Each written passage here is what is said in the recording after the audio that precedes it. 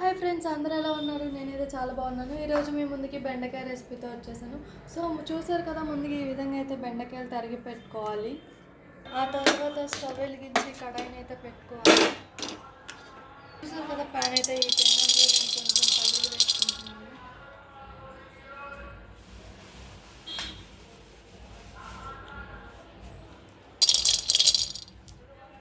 So చూసారు కదా, పల్లీలను అయితే వేయించుకోవాలి. బాగా వేగేదాకా వేయించుకోవాలి.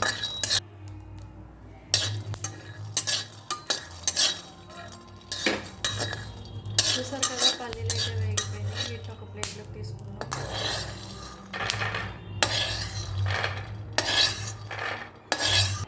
సో అదే ప్యాన్లో కొంచెం ఆయిల్ వేసుకోండి. ఆయిల్ హీట్ అయ్యే వరకు వేయించాలి. సో చూసారు కదా, ఆయిల్ అయితే హీట్ అయిపోయింది. అలాగే బెండకాయ వేసుకోండి.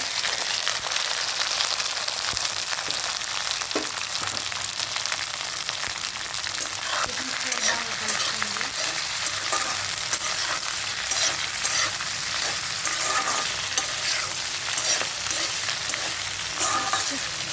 చూసారు కదా, ఈ విధంగా అయితే కలుపుకొని బాగా వేయించుకోవాలి. సో చూసారు కదా, ముందుగా వేయించి పెట్టుకున్న పల్లీలను అయితే ఒక మిక్సీ జార్లో తీసుకోండి. కారం, సో కర్రీలో మీరు ఎంత కారం అయితే వేసుకుంటారో అంత వేసుకోండి. నేనైతే 1.5 వేసుకున్నాను. అందులోనే సాల్ట్ కూడా వేసుకోండి కొంచెం. సో చూసారు కదా, ఉప్పు, కారం, పల్లీలు అయితే మిక్సీ జార్లో వేసుకొని మిక్సీ పడుతున్నాను. అదైతే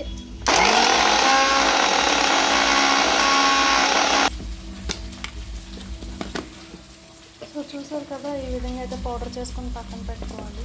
లేదంటే అడుగు వేడిపోయి పైన వేయాలన్నమాట. ఇలా ఈ విధంగా కలుపుకుంటూ అన్ని బాగా వేడిగా తీసుకోవాలి.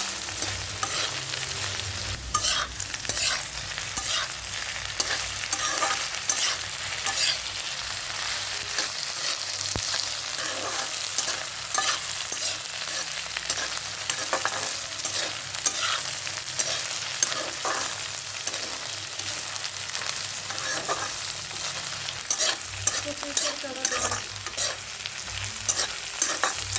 బెండకాయలు అయితే బాగా వేడిపోయాయి.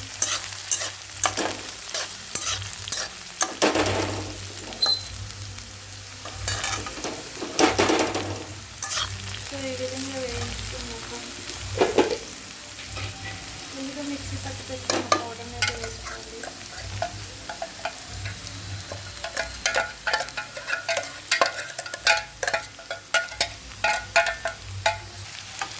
సో చూసారు కదా, ఈ విధంగా పౌడర్ వేసుకొని మొత్తం బాగా కలిసేలా కలుపుకోవాలి.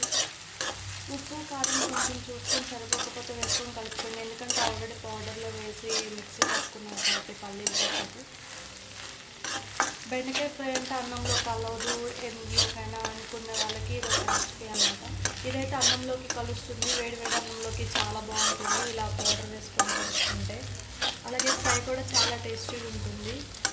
సో మీకు నచ్చితే ట్రై చేయండి ఇంట్లో. అలాగే టేస్ట్ ఎలా ఉందో కామెంట్ బాక్స్లో చెప్పండి.